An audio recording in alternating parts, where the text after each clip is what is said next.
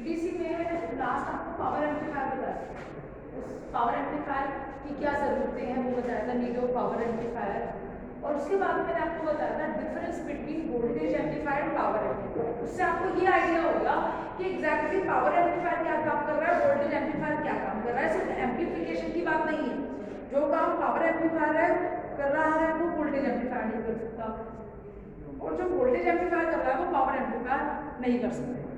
अब क्वेश्चन ये आता है, आप जो उसका लास्ट पावर एम्पलीफायर का जो मैं बेसिक्स में, कि पावर एम्पलीफायर बेसिकली पावर क्या होती है, P is equals to V आई।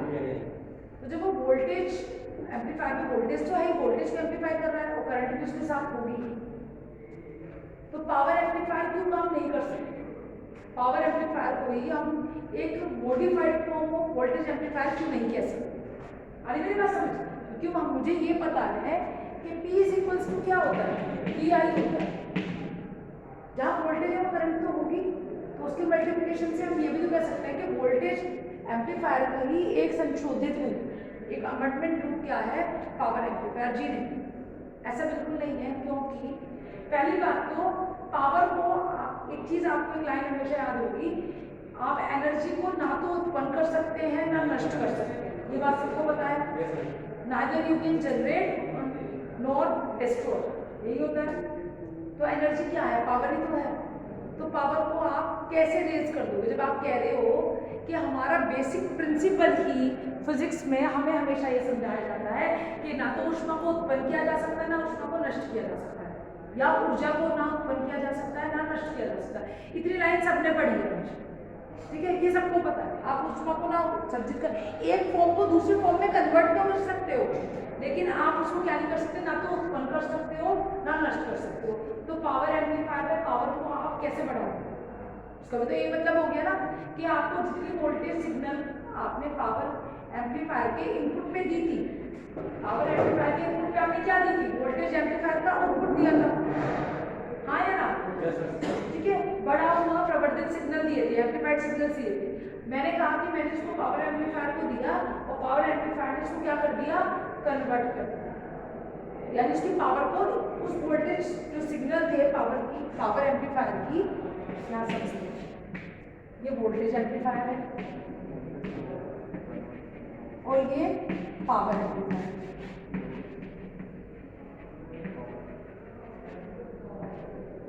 यहाँ से आपका इनपुट आ रहा है और यहाँ के बाद में आपका loud speaker, getting my point, यही था, ये माइक वाइक से जो भी आपको करते हैं। तो मैंने आपको ये कहा कि वोल्टेज एम्पलीफायर का जो आउटपुट है, जो पूरी स्टेजेस का एम्पलीफाइड सिग्नल की जो फॉर्म होगी, जितना भी लेवल आपको उसको बढ़ाना था वो आपने पावर एम्पलीफायर को दे दिया, और पावर एम्पलीफायर ने उस सिग्नल्स का केवल पावर को इंक्रीज किया, मतलब उसके पावर को बढ़ाया, एम्पलीट्यूड को नहीं बढ़ाया, उससे उसकी पावर को बढ़ाया। और पावर क्या है, एनर्जी, एनर्जी क्या है, ऊष्मा, ठीक है। तो वो तो हमारे बेसिक प्रिंसिपल तो हमेशा हमें फिजिक्स में, फिजिक्स ये कहता है कि उसको कभी ना तो उत्पन्न किया जा सकता ना उसको नष्ट किया जा सकता, तो ये तो पॉसिबल ही नहीं। वोल्टेज को उसमें कन्वर्ट करा है ना, फॉर्म में दूसरे फॉर्म में कन्वर्ट करा है, बनाया। फॉर्म में कहाँ कन्वर्ट किया, आपने लाइन क्या बोली है कि आपने पावर को बढ़ाया, तो पावर को बढ़ाने का मतलब ये है कि पावर एम्पलीफायर इस वोल्टेज सिग्नल के पावर को नहीं बढ़ा रहा है, वो बढ़ा नहीं सकता, ऐसी कोई डिवाइस बनी ही नहीं है जो पावर को उत्पन्न कर सके। इसमें जितनी पावर थी ना, यहाँ सुनिए, पहले यहाँ सुन लो, ठीक है, इसमें जितनी पावर थी, इसके अंदर जितनी पावर थी, ये कह रहा है कि इस वोल्टेज सिग्नल की जितनी पावर थी आपने उस पावर एम्पलीफायर से इसकी पावर को बढ़ाया, यही तो कहा, यही तो कह रही हूँ मैं भी। मैंने कहाँ कन्वर्ट किया, जो पावर थी वो कह रहा है कि मैंने इसकी जितनी पावर थी मैंने इस पावर को, इस वोल्टेज सिग्नल को इसमें नहीं दिया, इस वोल्टेज सिग्नल की पावर को बढ़ा दिया, पावर में कन्वर्ट किया है, हाई पावर। पावर एम्पलीफायर का काम भी तो यही है कि पावर को बढ़ाना।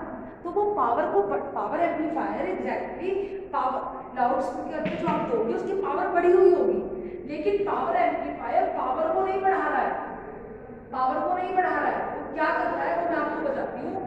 वो जितनी लाउड स्पीकर पे आपको जितनी पावर चाहिए, जितनी पावर चाहिए वो पावर क्या कर रहा है, ये पावर उसको प्रोवाइड कर रहा है। अगर मैं ये कहूँ कि ये जो पावर एम्पलीफायर है, ये क्योंकि आपका जो लाउड स्पीकर है वो क्या करेगा, ये देखिए एक सिग्नल तो आपके यहाँ से आ रहे हैं वोल्टेज सिग्नल, तो क्या है एसी सिग्नल, ठीक है, ये तो आपके बढ़ गए जितने बढ़ने थे। अब आपने इसके अंदर क्या किया है, क्योंकि ऐसे स्टेट से आप ये पावर एम्पलीफायर क्या करेगा, आउटपुट पर जो डीसी पावर सप्लाई लगी हुई है आउटपुट पर, ये भी आपको आगे और समझ आएगा जब हम इसका डिजाइन बनाएंगे कि कैसे होगा। कोई भी युक्ति ऐसी नहीं बनी है जो ऊष्मा को उत्पन्न कर सके, तो पावर एम्पलीफायर ऊष्मा को उत्पन्न नहीं कर सकता। पावर एम्पलीफायर का मतलब तो यही हुआ ना कि आपने पावर को बढ़ा दिया, सिंपल सी बात। एम्पलीफायर का मतलब है बढ़ाना, पावर का मतलब है ऊष्मा, तो हम उसको बढ़ा तो सकते नहीं, ठीक है। तो हमने यहाँ पे क्या किया है, ये पावर, फिर आप पावर एम्पलीफायर क्यों लगाया, फिर ये क्या काम करे, क्योंकि लाउड स्पीकर को ये सिग्नल तो सफिशिएंट नहीं है, इसका सिर्फ वोल्टेज लेवल बढ़ा हुआ है, इसकी पावर उतनी नहीं है जो हम इसके लाउड स्पीकर को दे सकें। तो यहाँ पे बेसिकली क्या होगा कि ये पावर एम्पलीफायर इसके आउटपुट पर यानी लोड पर जो डीसी कनेक्टेड है, एक डीसी हमेशा कनेक्टेड होगी ना, याद है ना आपको, ऐसे कनेक्टेड होगी डीसी। ये पावर एम्पलीफायर क्या करेगा, जो आपके आउटपुट पे जो भी डीसी कनेक्टेड है उस डीसी सिग्नल को क्या करेगा, कन्वर्ट करेगा। आप जरा एक लाइन लिखिए जरा, power cannot be destroyed or produced according to the physics. Power cannot be destroyed or produced according to the physics.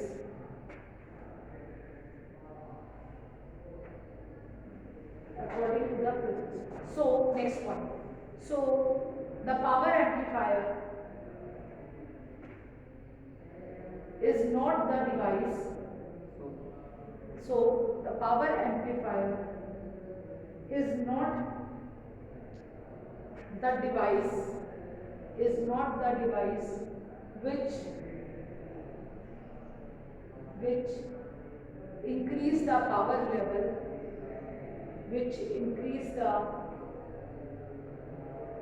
level, of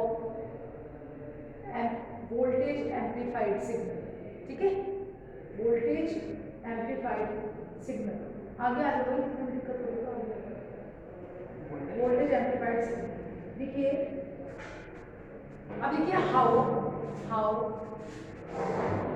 power raise, how नहीं उसी के अंदर है। अब मैंने ये कहा ना कि पावर को तो बढ़ा नहीं सकता, तो फिर पावर एम्पलीफायर कैसे पावर कैसे बढ़ रही है लाउड स्पीकर पे, कहानी में फिर यही आ गई ना। देखो ये बेसिक प्रिंसिपल तो हमें पता है और हमने पावर एम्पलीफायर भी लगाया, लेकिन ऐसी कोई डिवाइस हो नहीं सकती। तो फिर पावर एम्पलीफायर जो पावर को नहीं बढ़ा सकता, तो फिर वो कैसे पावर को, लाउड स्पीकर में जो पावर दे रहा है फिर वो बढ़ी हुई पावर कैसे देगा। हम एग्जैक्टली इसको पावर एम्पलीफिकेशन नहीं कहेंगे, हम उसको क्या कहेंगे मैं वो बता दूं, हाउ पावर एम्पलीफायर वर्क्स। फिर पावर एम्पलीफायर कैसे काम करता है, देखिए इसमें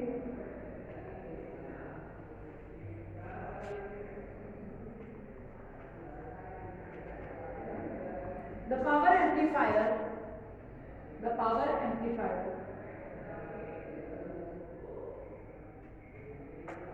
use the DC power supply power use the DC power supply power use the DC power supply या DC सप्लाई लिखो, use the DC supply power, ऐसे लिखो, use the DC supply power and convert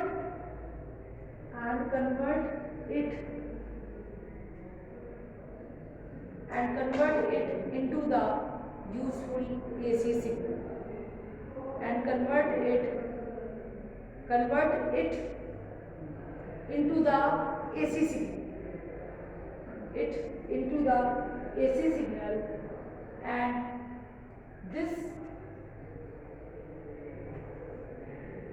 conversion and during this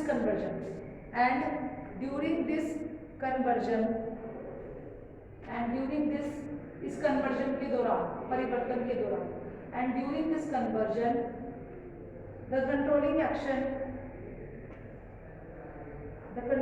action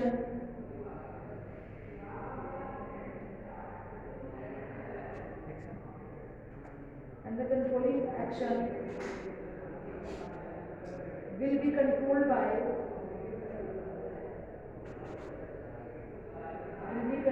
by input signals.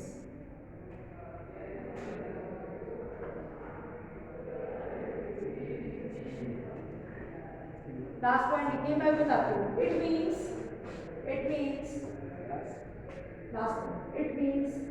power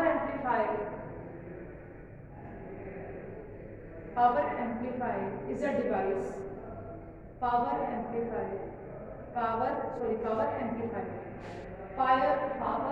amplifier it means power amplifier is a device which convert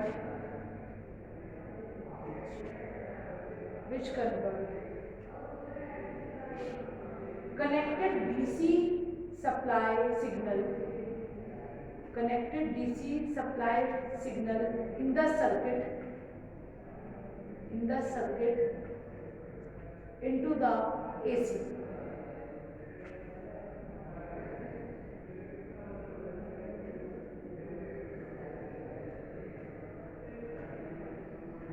And it is supply signal into the circuit into the AC.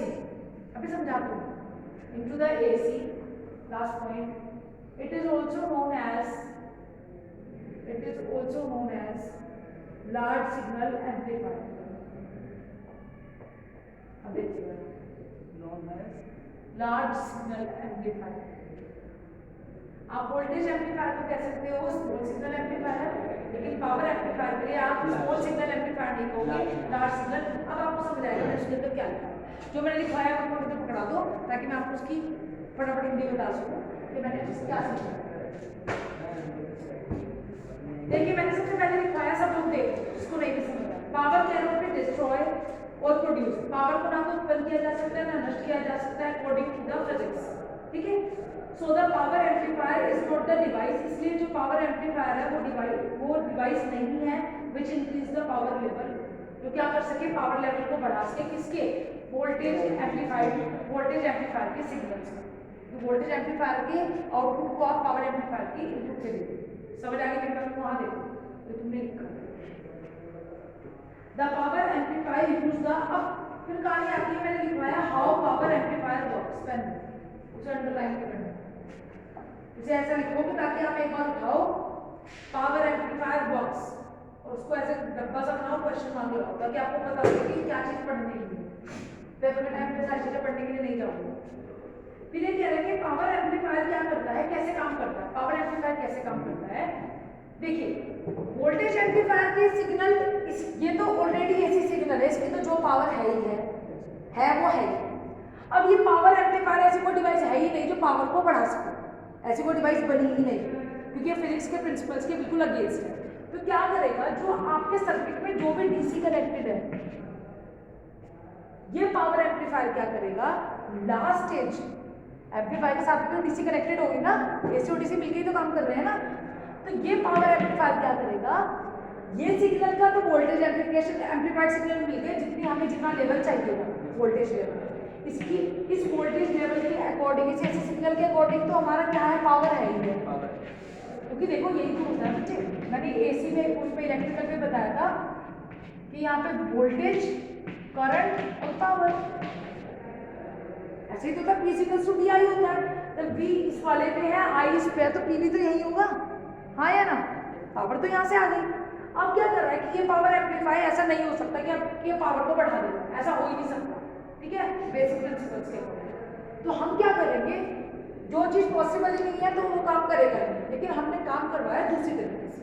ठीक है, तो काम उस तरीके से कैसे कराया है कि जो आपके सर्किट के अंदर लास्ट स्टेज पर लास्ट स्टेज में जो डीसी कनेक्टेड है, यानी लोड पे जो डीसी कनेक्टेड है, वो डीसी सबके लिए होगी ना. सिंगल डीसी को यूज किया था हमने आरसी कपल्ड में भी और ट्रांसफार्मर में भी और डायरेक्ट में. तो आपके सर्किट में लोड पे जो काम को इनपुट पे करेगी वही डीसी आपके आउटपुट पे यूज होगी. तो जितने भी आपके यहाँ पे डीसी सिग्नल्स हैं, जो डीसी सिग्नल है, ये पावर एम्पलीफायर क्या करेगा, इस लेवल को बढ़ाने के लिए, क्योंकि कुछ लेवल तो बढ़ ही चुका है, लेकिन हमें थोड़ा सा लेवल और बढ़ाना है, क्योंकि ये जो पावर एम्पलीफायर लगा है, ये पावर एम्पलीफायर उस रेंज का लगा है जितनी रेंज में आपका लाउड स्पीकर को वो ड्राइव कर सकता है, चला सकता है। तो ये क्या करेगा, ये हर पावर एम्पलीफायर को सिग्नल्स को कन्वर्ट करने की क्षमता जो होगी वो अलग अलग होगी। तो यहाँ पे जो पावर एम्पलीफायर लगा है वो किस पे डिपेंड करेगा, आपके आउटपुट पे, कि किस आपको आउटपुट कैसे चाहिए। आपको लाउड स्पीकर बड़ी रेंज का लगा है, कम रेंज का लगा है। जैसे रेंज का यहाँ लगा होगा लाउड स्पीकर, लोड लगा होगा, वैसे ही पावर एम्पलीफायर लगा होगा। ये पावर एम्पलीफायर क्या करेगा, इस एसी सिग्नल की पावर के साथ में इसको बढ़ाने का काम कैसे करेगा, ये डीसी सिग्नल को उठाएगा, डीसी सिग्नल को, और इस डीसी सिग्नल को उठा के एसी में कन्वर्ट करेगा। तो यानी एक एसी सिग्नल तो क्या होगा, और एक डीसी से आपने वापस एसी में कन्वर्ट किया, एक एसी सिग्नल आपने ये हो गया। तो ये उस सिग्नल को उतना कन्वर्ट करेगा जितना आपका टोटल मिलके इस लाउड स्पीकर पे क्या हो सके, इजीली आपकी वैल्यू डिराइव हो सके। ठीक है, समझ आ रही मेरी बात। तो ये क्या कर रहा है, बेसिकली आप ये कह सकते हो कि पावर एम्पलीफायर डायरेक्टली पावर के लेवल को नहीं बढ़ा रहा है, वो सब क्या कर रहा है, डीसी सिग्नल को एसी सिग्नल में कन्वर्ट कर रहा है। समझ आ रही बात। तो डीसी को एसी में कन्वर्ट करने के लिए ईडीसी अब आप ट्रांसफार्मर या रेक्टिफायर वहाँ कुछ यूज नहीं कर रहा है। सिंपल बात बता रहे हैं, पावर एम्पलीफायर का बेसिक प्रिंसिपल वही रहेगा कि ट्रांसफार्मर कनेक्ट करोगे, वो एसी को डीसी में कन्वर्ट करेगा। तो पावर एम्पलीफायर का अंदर की कहानी वही आएगी।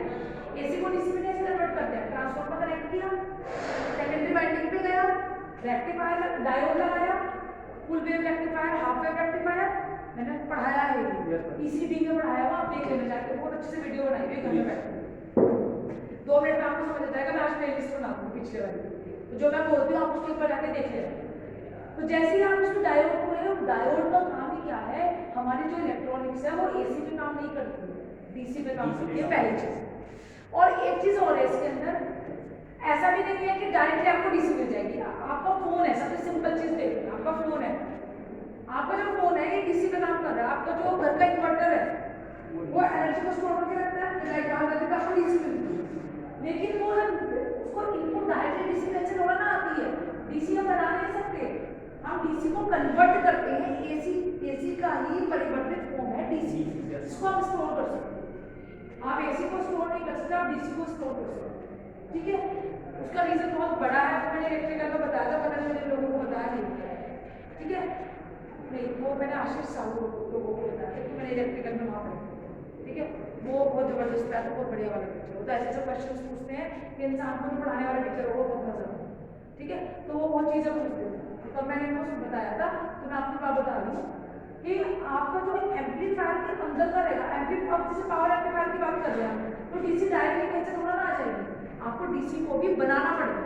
तो पावर एम्पलीफायर क्या करेगा, उस डीसी को डीसी को एसी में कन्वर्ट करेगा, तो सारा प्रोसेस उल्टा हो जाएगा। जैसे आपका रेक्टिफायर था, सब काली उल्टी होकर चल जाएगी लोड से, क्योंकि आप लोड से वापस इन पे आ, आप आउटपुट से डायरेक्ट, क्या जो डीसी है वो आप लास्ट पॉइंट से तो उठा लो ना। तो ये बेसिकली आप कह सकते हो कि जो पावर एम्पलीफायर है वो डीसी को एसी में कन्वर्ट करेगा, और ये जो कितना कन्वर्ट करेगा ये कंट्रोल होगा आपका इनपुट सिग्नल। समझ आ रही मेरी बात। ऐसा भी ना हो कि लेवल इतना ज़्यादा हो गया कि वो हाई करंट आ गई तो थोड़ी देर के बाद लाउड स्पीकर खराब हो गया। हाई करंट से मतलब क्या होती है, स्टैटिक्स लॉसेस वगैरह आते हैं, जो मैंने इलेक्ट्रिकल में पढ़ाया। तो आपसे मुझसे जो करंट, अगर आपको मैं आपकी क्षमता से ज़्यादा पढ़ा दूँगी, आज मैं 5 टॉपिक आज 2 घंटे क्लास करूँ तो आपको ओवरफ्लो हो जाएगा, आपको कुछ भी समझ नहीं आएगा। तो वही कहानी सब चीज़ों के साथ है। अगर ज़्यादा करंट आप फ्लो करो तो थोड़े दिन तक तो इजीली काम करेगी, फिर प्रॉब्लम आनी शुरू हो जाएगी, क्योंकि ऊष्मा उत्सर्जन ज़्यादा होने लगती है। तो दूसरा मैंने ये कहा कि इसको पावर एम्पलीफायर को हम ये भी कह सकते हैं कि ये आपका लार्ज सिग्नल एम्पलीफायर है। क्यों? क्योंकि पावर एम्पलीफायर क्या करता है, वोल्टेज एम्पलीफायर से एम्पलीफाइड सिग्नल को लेता है। पावर एम्पलीफायर डायरेक्टली कुछ नहीं करता। पावर एम्पलीफायर क्या करेगा, पावर एम्पलीफायर हमेशा वोल्टेज एम्पलीफायर से आउटपुट यहाँ से इनपुट लेगा, वोल्टेज एम्पलीफायर से। वोल्टेज एम्पलीफायर का क्या मतलब है, कहाँ पे यूज करोगे आप पावर एम्पलीफायर, जहाँ पे आप number of stages voltage amplifier की यूज कर चुके हो। तो यहाँ जो सिग्नल आएंगे वो तो एम्पलीफाइड फॉर्म में ही आएंगे, तो ये स्मॉल सिग्नल तो हो नहीं सकते हैं। ये हमेशा कौन से सिग्नल होंगे, मल्टी स्टेज के बाद जो सिग्नल आएगा, मल्टी स्टेज वोल्टेज एम्पलीफायर के बाद जो सिग्नल आएगा उसका एम्पलीट्यूड बहुत ज़्यादा होगा, तो उसको हम क्या बोलेंगे, हाई एम्पलीफाइड सिग्नल, तो उसको बोलेंगे लार्ज सिग्नल। ठीक है, तो लार्ज सिग्नल आप इस पे दे रहे हो, पावर पे देखो, पावर एम्पलीफायर, जैसे पावर एम्पलीफायर को हम लार्ज सिग्नल एम्पलीफायर भी कह सकते हैं और AC टू DC कन्वर्टर भी कह सकते हैं। समझ आ गई मेरी बात? क्लियर? समझ आ गई मेरी बात? तो ये तो समझ आ जाएगा आपको एम्पलीफायर, एक बार पढ़ लो, ना समझ आ जाए मैं इसको रिपीट करूँ।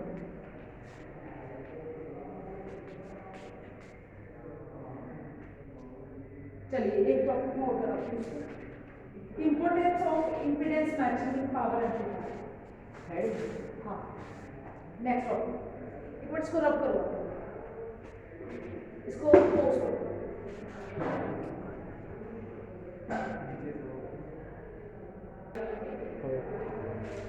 अब देखो नेक्स्ट टॉपिक है आपका importance of impedance matching in power amplifier, या आप लिख सकते हो पावर एम्पलीफायर्स में इम्पीडेंस मैचिंग का महत्व, इम्पोर्टेंस ऑफ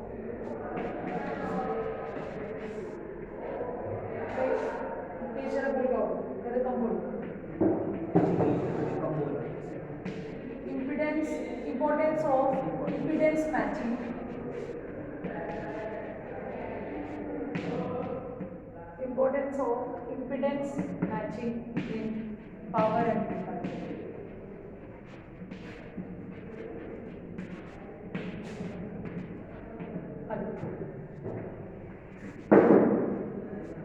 अभी आप मेरी बात सुनेंगे, आप नोट नहीं करेंगे, आप पहले सुनेंगे।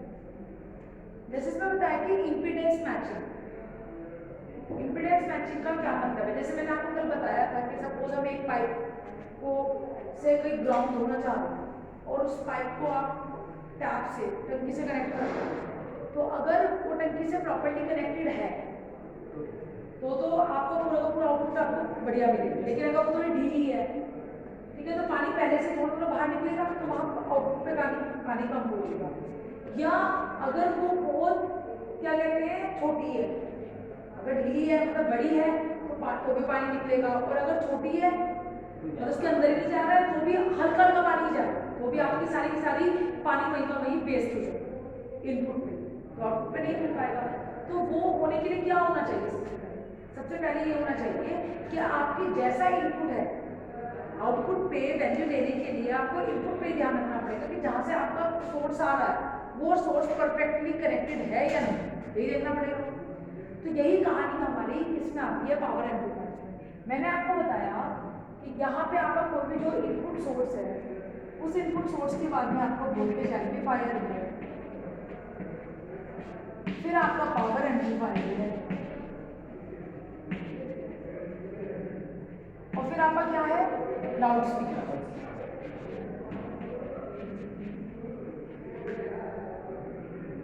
लाउड स्पीकर हो सकता है, या मैं आपको आपका रेडियो हो सकता है, आपका टेप रिकॉर्डर हो सकता है, कुछ भी हो सकता है, कम्युनिकेटर सिस्टम हो सकता है, कुछ भी हो सकता है। तो ये हमेशा किस पर करें? लोड जो होता है हमारी वो लास्ट स्टेज होती है हमेशा। लोड क्या होती है? लोड लास्ट स्टेज ही होती है, इसको हमें चलाना है। तो लोड पे क्या हो सकता है? लाउड स्पीकर हो सकता है। लोड का मतलब है जहाँ से आपको आउटपुट मिले। समझ आ गई मेरी बात? वो आपका क्या है? लोड। तो लोड आपका क्या हो सकता है? लाउड स्पीकर हो सकता है, कम्युनिकेटर सिस्टम हो सकता है।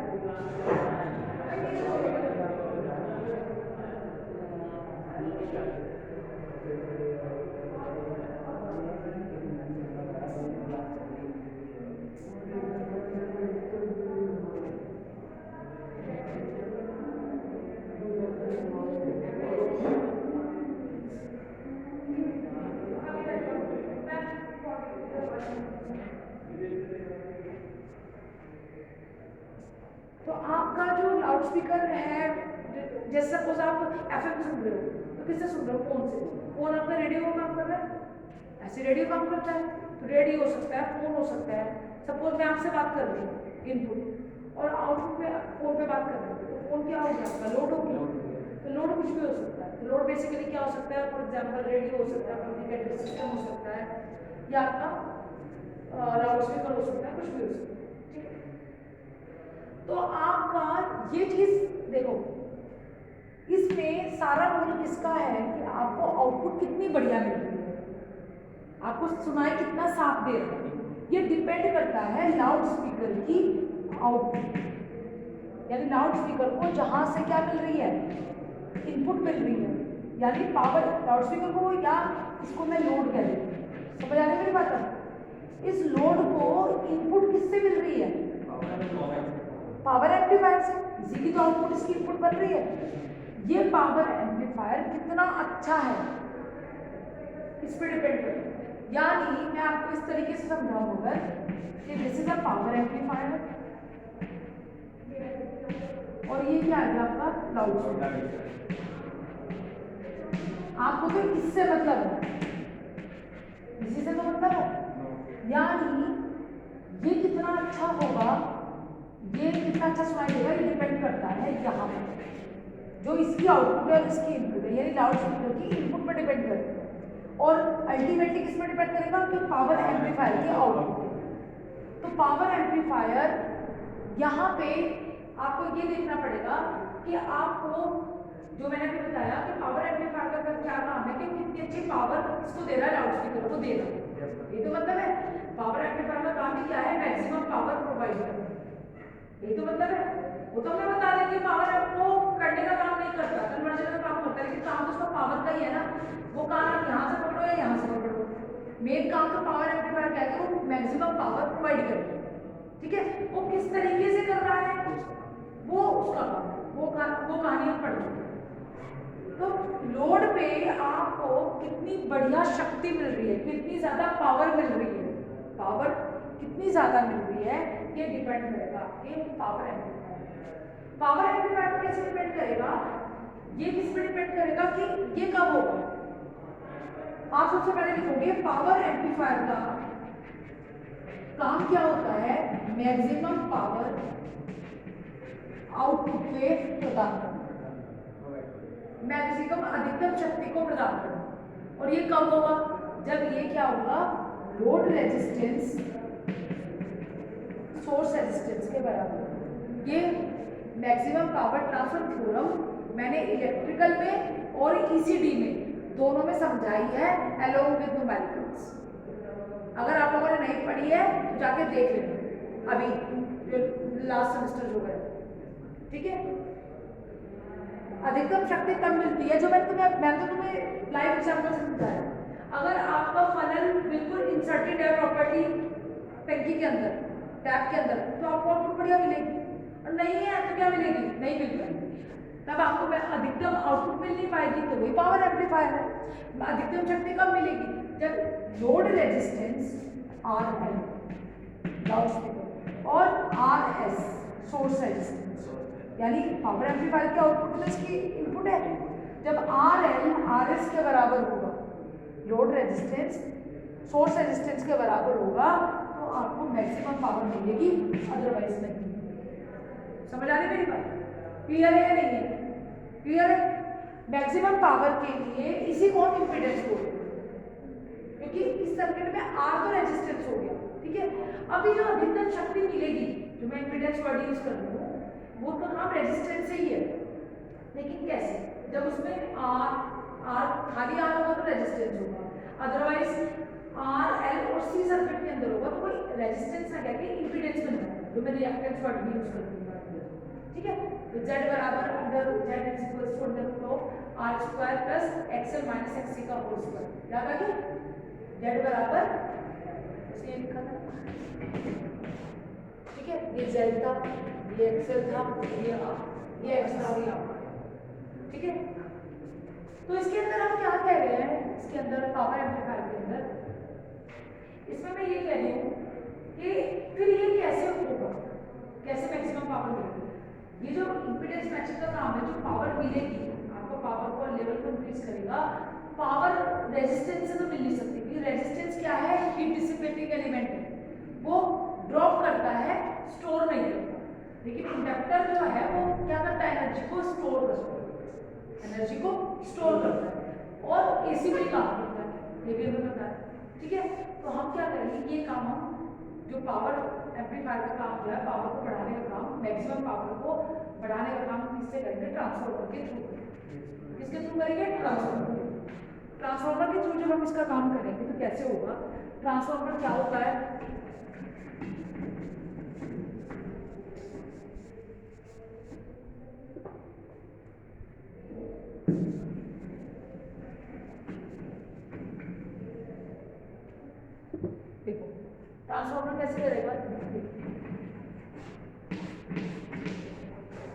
ट्रांसफार्मर यही होता है। यहाँ पे आप ये V1 हो गया, ये V2 हो गया, ठीक है। इसको मैंने RL मान लिया, इसका रेजिस्टेंस। इसके लिए ये क्या है, प्राइमरी वाइंडिंग, ये सेकेंडरी वाइंडिंग। इसके turns ratio N2 secondary winding. इसके टर्न्स कितने टर्न्स हैं, 1 का मतलब प्राइमरी, सेकंड का मतलब सेकेंडरी वाइंडिंग, ठीक है। और ये क्या है, N क्या है, नंबर ऑफ टर्न्स, ठीक है। ये कितने टर्न्स हैं, ये कितने टर्न्स हैं, ठीक है। इस प्राइमरी वाइंडिंग का लोड क्या है, ये वाला, इसको मैंने माना RL डैश, ठीक है। जो तुम्हारे बुक में है बिल्कुल सेम वही सिग्निफिकेंस यूज कर दे ताकि आपको एकदम पढ़ते हुआ दोबारा समझ आए, ठीक है। ठीक है, ये सेकेंडरी वाइंडिंग है, इसका लोड मैंने मान लिया RL। समझ आ गया मेरी बात, क्लियर है या नहीं? ड्रॉ करो इसको जल्दी से, हाँ सर इसको ड्रॉ करो, आपको समझ आ जाएगा क्या करना है।